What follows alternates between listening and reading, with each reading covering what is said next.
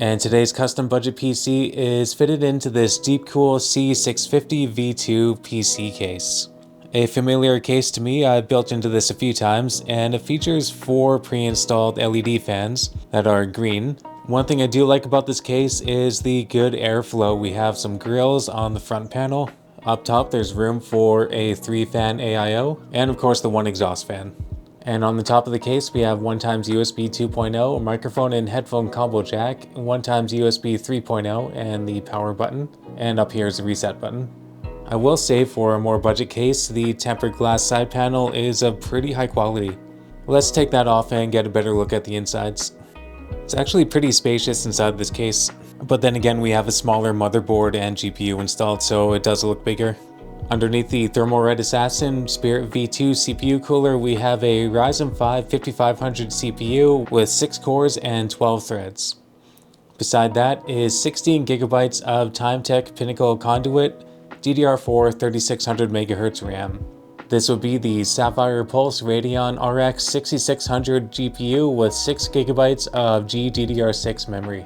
And it's all packed onto this AsRock A320M Pro V4, a pretty solid choice for a motherboard. It features some extra heat sinks, 2 M.2 ports for SSDs, and a couple extra PCIe lanes for expansion. And some little nice to haves like RGB headers and extra DIMM slots for RAM expansion. There's Windows 11 Pro installed onto this Timetec MS09 512GB solid state drive that runs at PCIe 3x4 speeds.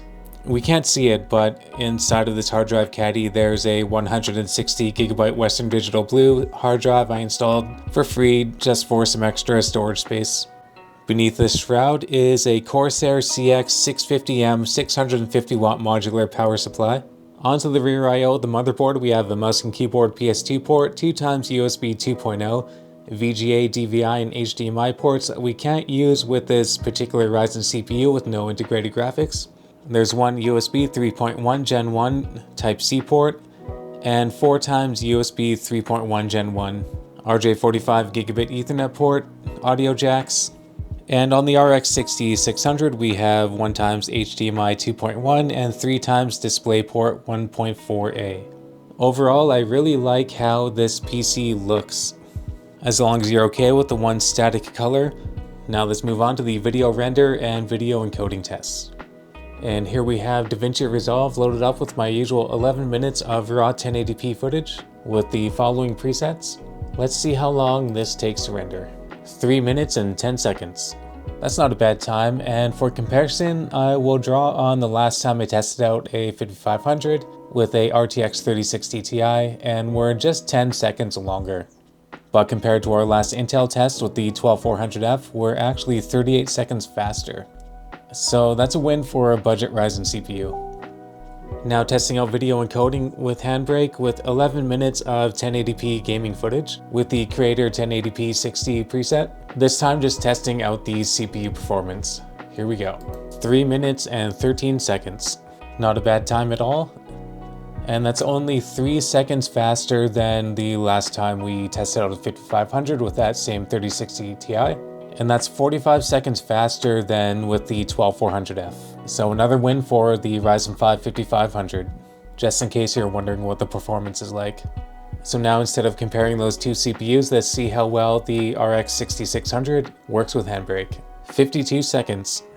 Oddly enough, that's actually 2 seconds faster than the 3060 Ti. And the last time we tested out an RX 6600 paired with a Ryzen 5 4500, we're actually 4 seconds faster.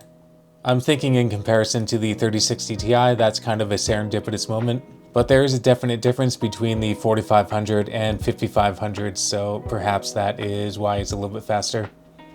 Before we move on to the gaming tests, I just want to thank you for checking out my video. This is build number 2 of 2025 so far.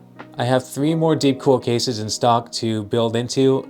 I'm kind of missing this brand right now, but it is what it is. So let me know if you're using this combo in 2025. I'd love to read about it in the comments and I will reply to it. So thanks a lot for watching and I hope you have a great day.